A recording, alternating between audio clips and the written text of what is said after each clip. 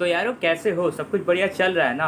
यारो बात ऐसी है कि आज से 10 साल बाद इंडिया का क्या होगा या तो ना तो तुमने देखा है, ना मैंने देखा है और ना कोई जानता है। ये सब कुछ डिपेंड करता है कि आज आपकी पॉलिसीज़ क्या है, आज आप करोगे क्या और आपके प्लान्स क्या है, फ्यूचर प्लान्स क्या है और आपके कैसे रिलेशंस होंगे आपके और सारे देश के साथ। खासकर आपके किसी और देश के साथ अच्छे रिलेशन हो या ना हो, लेकिन फ़िलहाल को देखते हुए मुझे लगता है कि इस कंट्री के बारे में ज़रूर आपको अच्छा सोचना ही पड़ेगा। तो देखो बात ऐसी है कि पिछले कुछ सालों से आप कह सकते हैं 2014 से इंडिया ने ना सिर्फ अपने बारे में बल्कि अपनों के बारे में भी सोचा है। डायलॉग कैसा था? तो आज के इस वीडियो में हम बात करेंगे इंडिया के सबसे बड़े मेगा प्रोजेक्ट के बारे में, जो कि आज नहीं आज से 10 साल बाद जाके वो कम से कम अपना 30 या 40% काम कंप्लीट करेगा।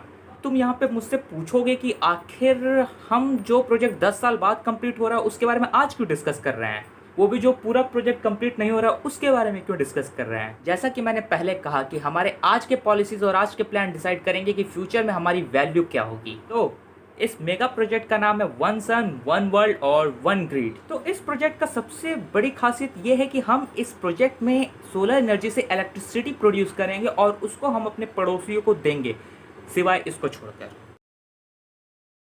लगता भी नहीं है इसको ज़रूरत होगी। इस प्रोजेक्ट का जो मेगा प्लान है वो ये है कि हम अपने देश में सोलर पैनल लगा के काफ़ी सारी सोलर एनर्जी को इकट्ठा करेंगे, उसको ग्रिड में स्टोर करेंगे और उसको अपनी नेबरिंग कंट्रीज़ को सप्लाई करेंगे। ईस्ट एशियन कंट्रीज़ हो सकती हैं, वेस्ट एशियन कंट्रीज़ हैं और सबसे बड़ी बात इसमें अफ्रीकन कंट्रीज़ भी हैं। तो तुम अगर पूछोगे कि अफ्रीकन कंट्रीज़ में इतनी बड़ी बात क्या है, तो देखो यार वहाँ पर अभी भी बहुत ज़्यादा गरीबी है, वहाँ पर लिटरेसी रेट भी बहुत कम है। तो वहाँ पे हम इलेक्ट्रिसिटी सप्लाई करेंगे तो वहाँ पे हमें ज़्यादा बेनिफिट होगा एज इकोनॉमिक। पूरे प्रोजेक्ट में हम 140 कंट्रीज़ को जोड़ेंगे जो एक दूसरे को इलेक्ट्रिसिटी प्रोवाइड करेगी।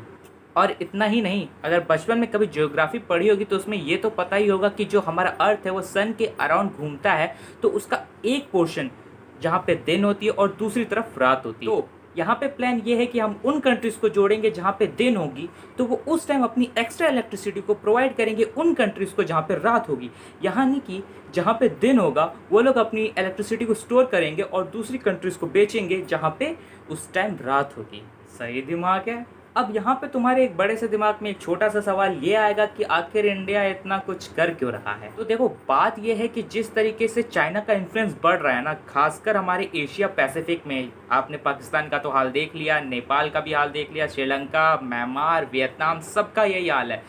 तो उनको काउंटर करने के लिए हमें इस स्ट्रैटेजी की ज़रूरत है। इससे इंडिया का इन्फ्लुएंस बढ़ेगा, इलेक्ट्रिसिटी पावर बढ़ेगी और साथ ही साथ इंडिया को इकोनॉमिकली फ़ायदा होगा, क्योंकि ग्रिड बनाने के लिए इंडिया लोन देगा और लोन देने का मतलब लोन तो वापस करना पड़ेगा ना। ये टोटल प्रोजेक्ट 2040 में जाके ख़त्म होगा। लेकिन अब बात ये है कि हम अकेले नहीं हैं जो ऐसा कर रहे हैं। ऑस्ट्रेलिया भी कुछ ऐसा ही करने की कोशिश कर रहा है, लेकिन उसकी दिक्कत ये है कि वो एक ऐसा कॉन्टिनेंट है जो कि हमसे बहुत दूर है। लेकिन इंडिया की ज्योग्राफिकल एरिया ऐसी है जहाँ से हम सऊदी अरेबिया या तो हम यूरोप या फिर हम अफ्रीका को भी कनेक्ट कर सकते हैं। तो अभी तो ये प्रोजेक्ट स्टार्टिंग फेज में, थोड़ा थोड़ा काम इस पर स्टार्ट हो रहा है। जब तक ये पूरा होगा तब तक तो हम लोग काफ़ी बड़े हो चुके हैं। तो देखते हैं आगे क्या होता है। तब तक ले बाय बाय।